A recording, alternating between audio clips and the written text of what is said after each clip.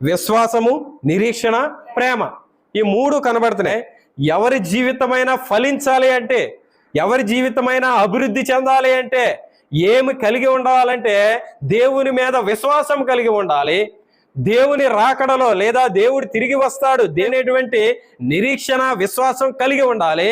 ఒకరి ఎడల ఒకరము, నా కొరకు దేవుడు ప్రేమ చూపి సిలువలో నా కొరకు తన ప్రాణాన్ని అర్పించాడు కాబట్టి నేను కూడా నా పరులతో ప్రేమ కలిగి ఉండాలి అనేటువంటి సారాంశాన్ని ఎప్పుడైతే మనం కలిగి ఉంటామో ఖచ్చితంగా మనము దేవుని రాకడలో ఎత్తబడతామండి. దేవుని నామానికి మహిమ కలుగును గాక.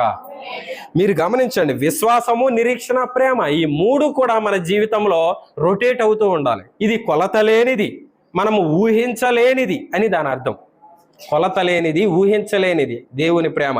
అందుకే నా కొరకు ఎందుకు చనిపోయాడండి చాలా మందికి అర్థం కాదు.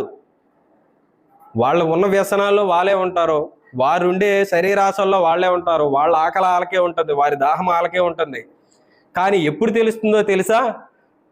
అన్నీ అయిపోయిన తర్వాత ఏదో ఒక సంఘటనలో వారు చిక్కుకుంటారు, లేదా సమస్యలో చిక్కుకుంటారు, లేదా శోధనలో చిక్కుకుంటారు, లేదా నలిగి విరిగిపోయిన స్థితిలోనికి వెళ్ళిపోతారు, అంటే మరణపు అంచుల దాకా. అలా వెళ్ళిపోయినప్పుడు ఏం తెలుస్తుందంటే నన్నెవరైనా ఇడిపింతే బాగుండు, నన్నెవరైనా రక్షింతే బాగుండు అని వారికి అనిపిస్తుంది. అప్పుడు వీడు చేయాల్సినవి చేసి ఇప్పుడు వచ్చాడు దేవుని దగ్గరికి అనిపిస్తుంది. మంచివాని కొరకు ఎవడైనా ఒకవేళ చనిపోవ తెగించవచ్చు, అయితే దేవుడు మన ఎడల తన ప్రేమ వెల్లడిపరుచుచున్నాడు. ఎట్లనగా మనం ఇంకనూ పాపులమై ఉండగా క్రీస్తు మన కొరకు చనిపోయేను. ఆలోచించండి, ఆయన ప్రేమకి అసలు కొలత లేనిది అని అన్నప్పుడు ఇక్కడ మీకు అర్థమవుతుంది. మనం ఇంకనూ పాపులమై ఉండగా నీ పాపాలకు ఆయన వెల చెల్లించాడు సిలువలో. అంటే నువ్వు చెయ్యబోయే పాపానికి కూడా ఆయనే ప్రాయశ్చిత్తం. ఎంత గొప్ప సువార్త అండి. అందుకే దీన్ని ఏమన్నారంటే గుడ్ న్యూస్. పాపాన్ని తీయగలిగే శక్తి భూమి మీద ఎవరికి లేదు లేదు. ఆలోచన చేయండి. అయితే మనం ఈ యొక్క గొప్ప ఫ్రూట్ఫుల్ అండ్ గ్రోయింగ్ ఫెయిత్ అని అన్నప్పుడు విశ్వాసము, నిరీక్షణ, ప్రేమలో పరిశుద్ధాత్మ అన్వయింపు ఉంది. పరిశుద్ధాత్మ అన్వయింపు. అందుకే ఆయన అన్నాడు పరిశుద్ధులందరి కొరకును ఫ్రూట్, అంటే సంఘం అంతటిని ఉద్దేశించి అంటున్నాడండి. ఆ సంతోషం ఎప్పుడు ఫలిస్తుందంటే దాని నుండి ఏదైనా ఒక ఫలం కోసుకుని తిన్నప్పుడు నీకు సంతోషం వేస్తుంది. మా చెట్టు జాంకాయలండి ఎంత బాగుంటాయో అంటారు అని ఇంటికి వచ్చిన వాళ్ళకి కూడా కోసిస్తూ ఉంటారు ఒక్కో జాంకాయ.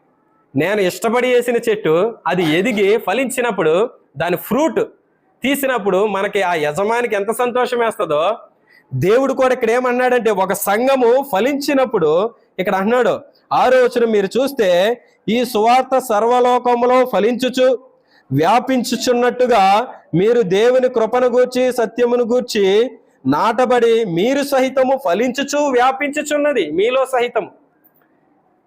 సువార్త అంటే లేదా దేవుని వాక్యం అంటే ఆదివారం వచ్చి వినేసి వెళ్ళిపోవడం కాదండి. మనం అనుకుంటాం వినేసి వెళ్ళిపోతే చాలు, దేవునికి స్తోత్రం బాబు నేను ఒక రోజు ఇచ్చేసాను, 2-3 గంటలు ఇచ్చేసాను దేవుడికి అనుకుంటారు చాలా మంది.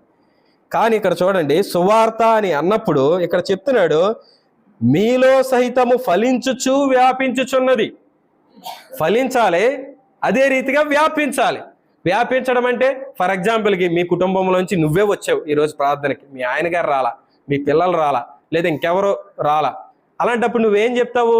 వెళ్ళిన వెంటనే మామూలుగా ఏదో అందరికీ భోజనం సిద్ధపరిచి భోజనం పెట్టేసి ఆళ్ళ పరాలు చేసుకుని నీ టీవీ నువ్వు చూసుకుంటూ కూర్చోవడం కాదు. నేను ఈరోజు ఈ వాక్యం విన్నాను, ఈరోజు ఎలా చెప్పారు, ఈరోజు ఈ అంశం గురించి చెప్పారు, ఈ మాటలు చెప్పారు అని నువ్వు గనక వాళ్ళకి చెప్పావనుకో, వారు ఒకవేళ విని దృష్టి పెట్టారనుకో, అప్పుడు మనకి ఇక్కడ కనబడుతున్న వచనం ఏదైతే ఉందో ఫలించుచు వ్యాపించుచున్నది అనే మాటకు అర్థం ఉన్నది. Understanding the grace of the God in the truth. దేవుని గురించిన సత్యాన్ని వారు సరిగ్గా అర్థం చేసుకున్నారు. సత్యం అన్నప్పుడు సత్యం ఎల్లప్పుడు ఎవరు చెప్పినా సత్యం సత్యమేనండి.